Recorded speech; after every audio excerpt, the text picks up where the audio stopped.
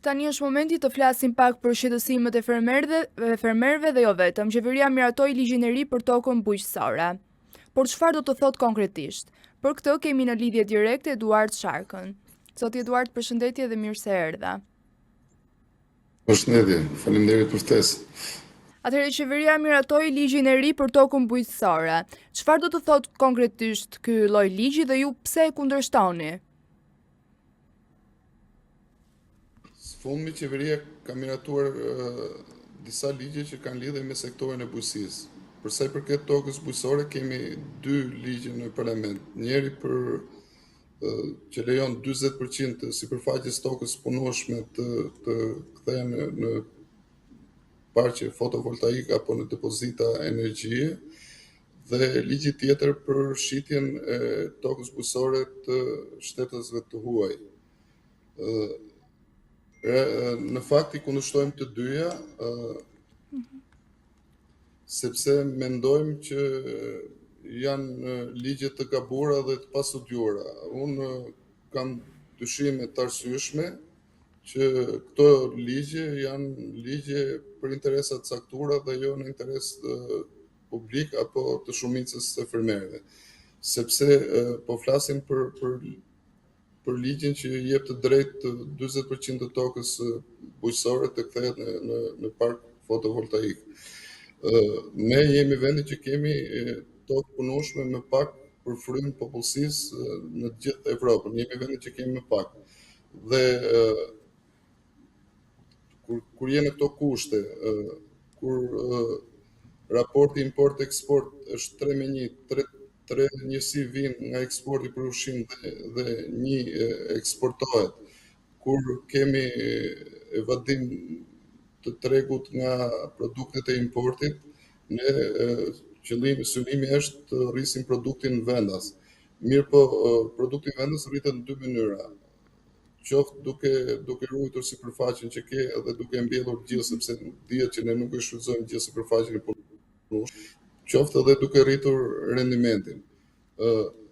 Kjo ka rëndësi të jashtëzakonshme sipas meje në kontekstin ku jetojmë, sepse kriza e pandemisë dhe krizat e luftës që kanë ndodhur këto vitet e fundit kanë treguar që prodhimi vendas është i domosdoshëm dhe shumë i rëndësishëm dhe ka lidhje direkt me sigurinë kombëtare.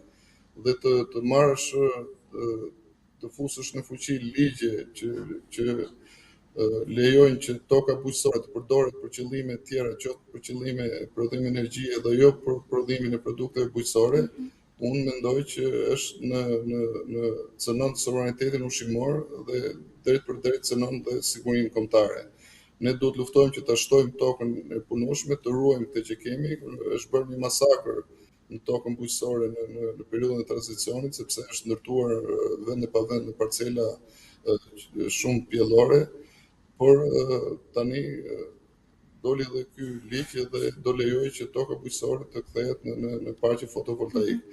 Po ka sisteme në Bashkimin Evropian që realizojnë të dyja, prodhojnë dhe energji, garantojnë dhe prodhim bujqësor, por janë shumë të kushtueshme. Unë nuk kam parë një studim këtu në Shqipëri që të ketë rezultuar efektiv në këtë aspekt, dhe mendoj që është një ligj i gabuar që cënon rritjen e prodhimit bujqësor, plotësimin e nevoja për produkte bujqësore plektorale në vend dhe krijon varësi nga produktet e importit.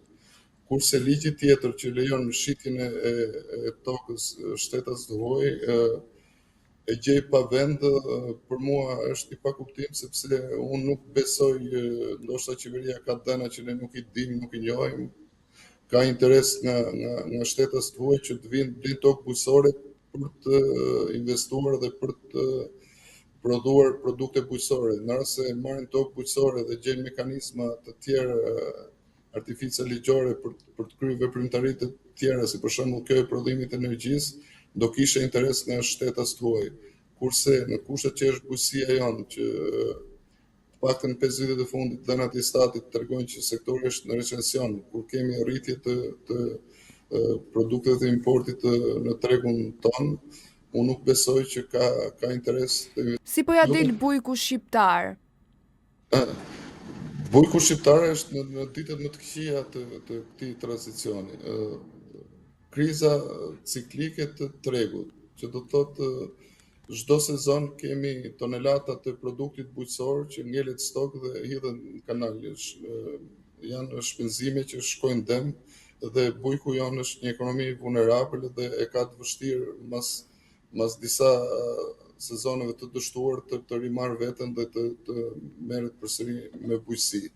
Ne kemi shitje me çmim nën kosto në shumicën e rasteve, kemi çmimet e larta të inputeve, më të larta në rajon dhe në Evropë, kemi çmim të lartë të energjisë, kemi probleme me sistemin e vaditjes dhe të kullimit, kemi dëme nga fatkeqësitë natyrore që nuk janë kompensuar, kemi bujqësi të pasiguruar, kemi bujqësi që zhvillohet pa kontrata të sigurta shitje, që zhvillohet një amullim totale, dhe bujku sa vjen falimenton dhe kemi një përqindje të lartë të bujqve që lënë sektorin në fund braktisin dhe Shqipërinë.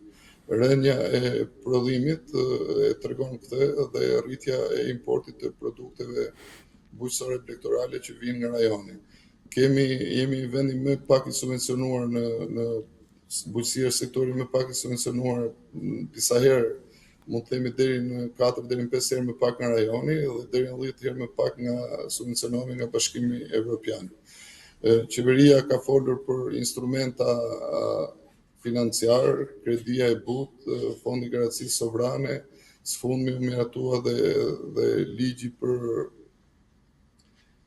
këto dëftesat tregtare që të përdorë si kolateral produkti i prodhuar dhe i magazinuar, cilën e gjej pa vend fare, sepse ky nuk është për ekonominë tonë, unë di që funksionojnë në Amerikë, funksionojnë në Amerikën e Jugut, këto dëftesat tregtare, atje ku flitet kur kemi prodhime të mëdha drithrash, kur kemi produkte që janë të kontraktuara për të shitur, kur janë të siguruara dhe kur bujku nuk e ka shitur dhe nuk ka marrë të ardhur dhe ka të magazinuar produktin, po mund ta përdorë si kolateral sepse për të vazhduar, për të marrë financa, për të vazhduar mbjelljen e vitit tjetër, sepse e ka të garantuar që do ta shes dhe do të çojë lekën në bankë. Ne jemi sektori kryesor bujqësor tek ne, sektori i frutave dhe perimeve të freskëta, të cilat nuk e kryen këtë funksion sepse brenda disa ditësh duhen shitur dhe nuk mund të flitet që të përdoret si kolateral. Pra, këto janë problemet që ka bujku dhe unë mendoj që është në ditët më të vështira të tij dhe ne sa vjen dhe do kemi më pak bujq në Shqipëri. Cilat janë sektorët më problematik në bujqësi? A është ky fruta perimeve? Për kushtet klimatike dhe pozicionet gjeografik që kemi, ne kemi një mundësi për të konkuruar në rajon me perime dhe frutat të freskëta, sidomos që prodhohen në serat diellore. Mirë po, edhe ky sektor ka psuar goditje në imazh, sepse her pas here ne jemi gjendur me produktet kontaminuara që kanë dalë nga analizat e vendeve ku eksportojnë. Dhe kjo e ka dëmtuar shumë eksportin. Unë këtë shoh si sektorin që duhet parë me vëmendje të veçantë, duhet investuar sepse mund të jemi konkurrent. Ka treguar në momente të caktuara që jemi konkurrent për shkak, siç e thash, të kushtet klimatike, dalim gati një muaj para rajonit në disa produkte dhe ky është një avantazh i madh tregtar që kemi dhe duhet ta shfrytëzojmë. Mirë po edhe këtu është domosdoshme orientimi i fermerëve, sepse tregu ka nevojë për asortimente të ndryshme dhe duhet ditur çfarë duhen orientuar fermerët, sepse deri tani janë viktimat e instiktit të tyre. Në rast se këtë vit domatja në një periudhë caktuar shkoi me çmim të lartë edhe konsumatori vendas e pagoi shtret deri në 4.000 lekë vjetra kilogrami, fermerët janë të prirur që të mbjellin domate, mirë, por në momentin që oferta e kalon kërkesën, atëherë bie çmimi në kosto dhe psohet humbje. Mirë është që qeveria të ketë instrumenta, i ka të gjitha resurset për të krijuar instrumenta që studioj tregjet dhe të orientoj fermerët. Kjo nuk është gjë e re, ne nuk kemi asgjë të re për të shpikur në sektor, po flas për politikat që ndiqen në bujqësi, mjafton të marrim politikat e mira të rajonit dhe të Bashkimit Evropian, qoftë në botë dhe të përshtasim me kushtet specifike që kemi dhe të adaptojmë Shqipëri. Ky problemi i orientimit unë kam sjell shpesh si shembull kur ka patur probleme që Senati Amerikan kishte bllokuar fondet e qeverisë dhe unë dëgjoj zërin e Amerikës që thotë fermerët amerikanë nuk kanë pezulluar mbjelljet sepse Departamenti i Shtetit, zyra që orienton fermerët në raport me kërkesat e tregut, nuk i orienton. Pra nuk është sepse ka ekspert, po edhe politikanë që thonë ekonomia e planifikuar ishte ajo që lam pas para viteve 90. Jo, nuk është ashtu. Bujqësia është një sektor që ka nevojë për këtë orientim, ka nevojë për këtë planifikim dhe instrumentat dhe resurset për ta bërë ka qeveria. Një fermë sado e madhe të jetë, sado organizuar, sado resurse nuk i ka dhenat që të bëjë studimin e fizibilitetit tregut rajonal apo që dhe ati vendas që të orientohet drejt kërkesave të tregut.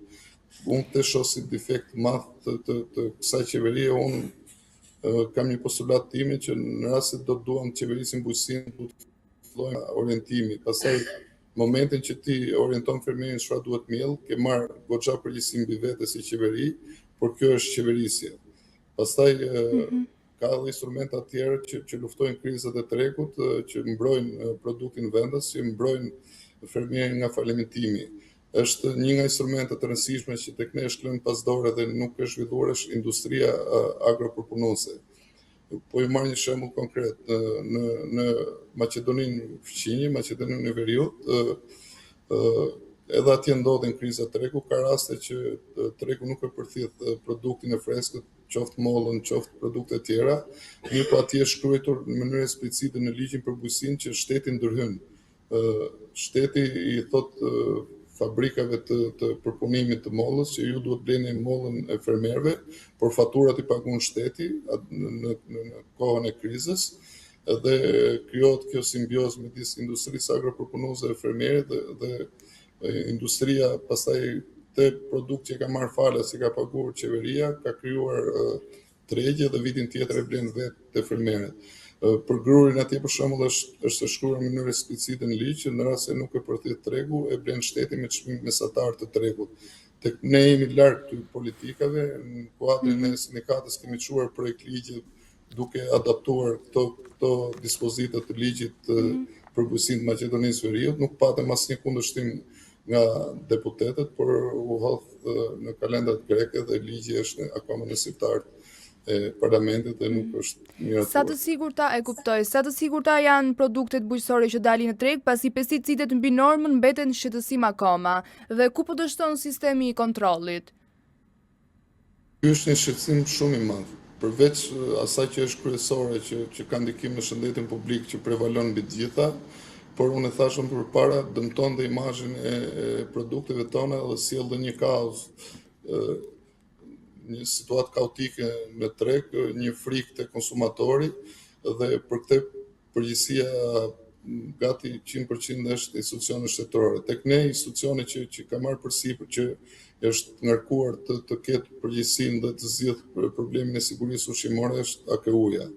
Mirë po, me aq pak analiza sa ato kanë të planifikuara, nuk është që kryejnë detyrën, nuk i paraprin, nuk ruajnë shëndetin publik dhe nuk ruajnë imazhin e produkteve tona. Gjithmonë këto analiza ne jemi vënë ndjeni, gjithmonë ndodhin post factum, masi është konsumuar produkti, kanë dalë analizat dhe ka rezultuar që ne kemi konsumuar produkt të kontaminuar. Ka sisteme, edhe këtu ka zgjidhje, nuk është nevojë të shpikim, mjafton të implementojmë sistemin që përdor Bashkimi Evropian. Atje siguria ushqimore është e garantuar që në fermën ku prodhohet, çdo fermer dhe çdo blegtor është i lidhur ligjërisht me një agronom dhe një veteriner, është ai që e certifikon, ai që hedh firmën mbi certifikatën e sigurisë produktit dhe është ai që mban përgjegjësinë. Kurse tek ne situata është kaotike, gjithçka varet nga kontrollet që kryen AKU, ka një numër të caktuar kontrollesh, por që kanë rezultuar pa efektshme deri tani. Unë kur drejtova sindikatën e fermerëve, kërkesa sinqerte e fermerëve ka qenë krijoni laborator mobil të lëvizshëm, kontrolloni dhe sepse është 1% një përqindje shumë e vogël e fermerëve që mund të abuzojë dhe ata duhen evidentuar dhe duhen goditur që të shmanget dëmi psikologjik dhe dëmi në imazhin e produkteve. Zgjidhjet janë, por do vullnet që ti zgjidhesh. Dhe ju e ngrit si shqetësim shumë të drejtë sepse ka krijuar shumë shqetësim në konsumatorët dhe shumë probleme për prodhuesit tanë. Cilat janë sot 3 problemet më të mëdha të bujqësisë shqiptare? Atëherë unë do t'i rëndisja. E para është subvencionimi i dobët. Po ju marr disa shifra si argument për krahasim. Buxheti i Kosovës është 4 miliardë euro, jep mbi 120 milionë euro subvencion. Maqedonia 5,ca miliardë euro jep gati 200 milionë euro subvencion dhe ndihma të tjera direkte për fermerin prodhues. Buxheti janë është 8 miliardë dhe ne japim 30 deri në 50 milion subvencione.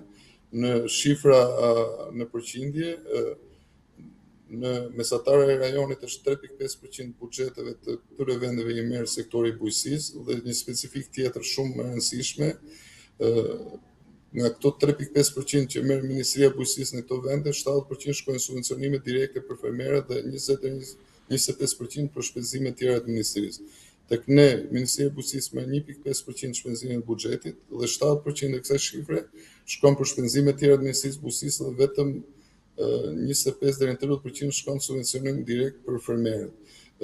Kjo është pika e parë, këtu ka diskutime sepse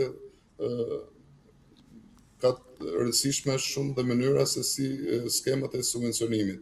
Tek ne kanë qenë skema selektive, diskriminuese dhe nuk kanë qenë efektive për hir të vërtetës. Problemi i dytë është ajo që unë sqarova pak më parë, orientimi i fermerëve. Qeverisja në bujqësi fillon me orientimin e fermerëve për çka ata duhet të mbjellen që të jenë akordancë me kërkesat e tregut. Problemi i tretë është ajo që sapo diskutuam, është siguria ushqimore. Duhet krijuar një sistem i garantimit sigurisë ushqimore që të kemi imazh të produkteve dhe të kemi rritje të konsumit. Në mënyrë paradoksale ne kemi rritje turizmit, por nuk kemi rritje të konsumit produkteve bujqësore, që duhet shkonin në sinkron me njëra tjetrën. Ne nuk mund kemi turizëm zhvilluar pa patur një bujqësi të zhvilluar, por shifrat e statit deri tani tregojnë që sektori është në rënje dhe unë mendoj që në rast se do të zgjidhen këto 3 probleme, ne do të kemi bujqësia ka shumë probleme për të zgjidhur, por unë këto do të rëndisja si me kryesore. Nëse do të ndryshonit vetëm një politikë në bujqësi, cila do ishte? Politika e subvencionimit. Do të barazonim me mesatarën e rajonit si hapi i parë dhe pastaj do përdorim skemat që përdor rajoni, por duke i modifikuar me specifikat që ka vendi ynë, se për hir trashëgimisë ne kemi specifika në lidhje me pronësinë, me masinë e fermës, me titujt e pronësisë, me shumë pronarë që janë emigrim e tjerë. Ju e dini u përdor një skemë për subvencionimin e naftën pa taksa, mas 5 vjetësh implementim doli që kryeministri e tha që kjo ishte një skemë e dështuar. Pra duhen përdorur skema të mirë studiuara që paraja publike të injektohet si duhet, aty ku duhet dhe të japi efikacitet. Po me fondot e IPART, çfarë po ndodh? Është një histori shumë e trishtë. Është në momentin që u bllokuan fondet i partë, u hoq edhe një tub oksigjeni që kishte bujqësia jonë. Ne nga që subvencionohej shumë pak nga buxheti vendor, fondet i partë ishin një benefit shumë i madh për bujqësinë tonë. Mirë po shpërdorimi i këtyre fondeve, gjetjet e hetuesve të Olafit dhe bllokimi i këtyre fondeve ka sjell pasojë shumë të rënda për bujqësinë shqiptare. Ajo që më shqetëson më shumë si ekspert dhe si njëri i lidhur me bujqësinë është dhe përpjekjet për rihapjen. Ka premtime që do hapen, por në fakt nuk ka dalë përgjegjësia për shpërdorimin. Janë 34 milionë euro që Bashkimi Evropian kërkon të rikthehen, nuk janë rikthyer.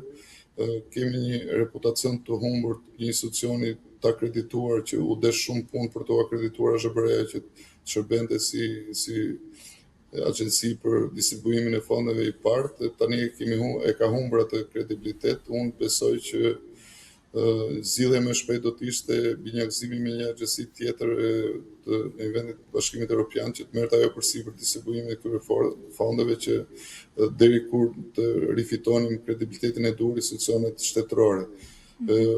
Kisha besuar që SPAK do të ndërhynte shumë më shpejt për të gjetur përgjegjësit dhe për të stabilizuar situatën, që të krijojë mundësia që të rihapeshin fondet i park, por edhe kjo ka ngelur në arrest dhe unë besoj që pa dalur përgjegjësit e abuzimeve për fondet i park dyshit, ne nuk do kemi zhbllokim të fondeve i park, pavarësisht deklaratave të ministrit që thotë në qershori iku, tani nuk do dim kur do deklaroj periudhën tjetër kur do hapen, por unë nuk shoh dritë jeshile për sa i përket hapjes këtyre fondeve. Në rregull, zoti Sharka, unë falenderoj. Faleminderit ju. Ju pëlqeu kjo video? Atëherë bashkohuni me ne. Na ndiqni në Instagram, Facebook dhe TikTok dhe bëni subscribe në YouTube. Klikoni like dhe share dhe aktivizoni njoftimet për të mos humbur asnjë video të re. Faleminderit për mbështetjen.